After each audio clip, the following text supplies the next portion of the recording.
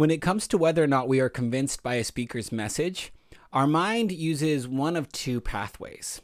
Sometimes when maybe we're not feeling like we really want to think critically about it, we use what we call the peripheral path, or the more easy route, which is where we make our decision based off of whether or not we like someone, whether or not we're in a good mood, what emotions we're feeling. When we're really diving in, we might use more of the central route, where we're really processing information, we're challenging the information, we're trying to find out what is accurate. A large part of your audience will use this more easy route a lot of the time, just because it's more comfortable and that's what they're going to go with.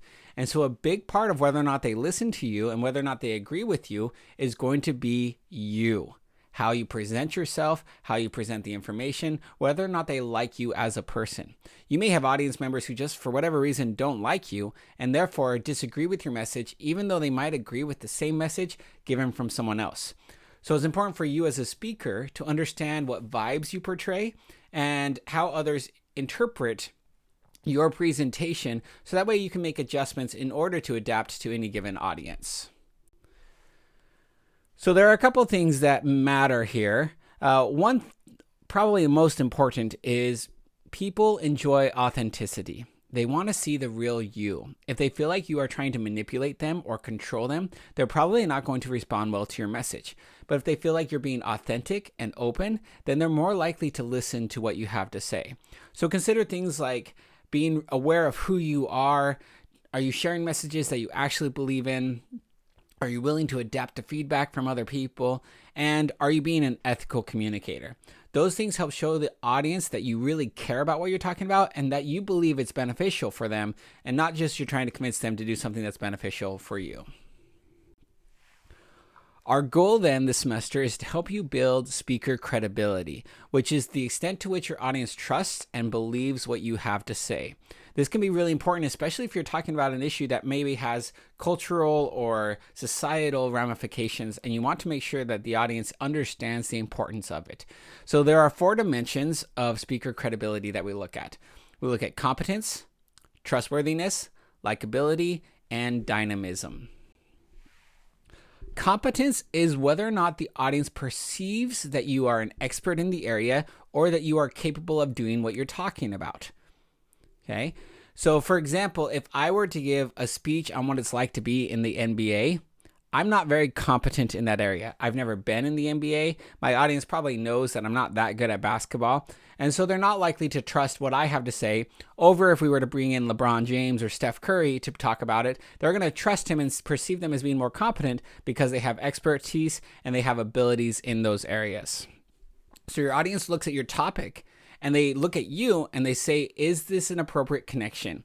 Does this speaker have competence or expertise and ability in this area?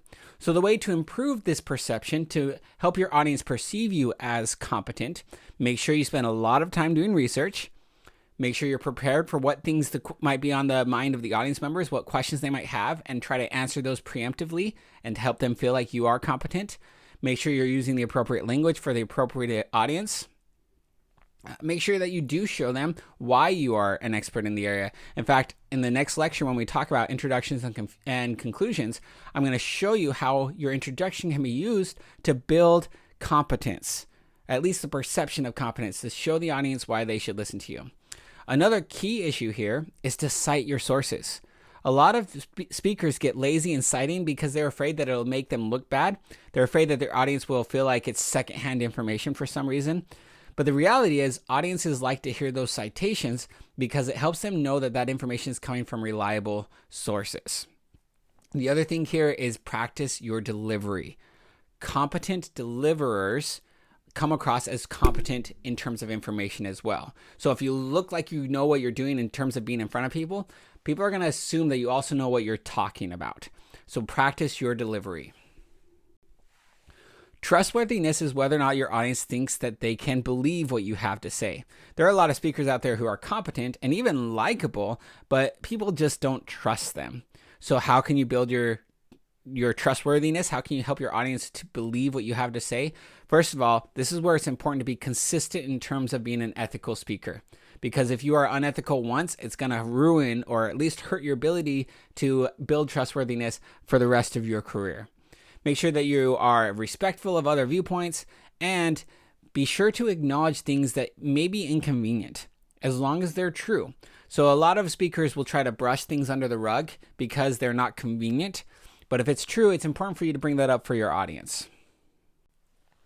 Likability is the degree to which your audience perceives you as someone that they would want to spend time with, right? Do they see you as friendly, warm, empathetic? Do they want to talk to you again? Do they want to see you again? Think about your friend groups. Who do you like?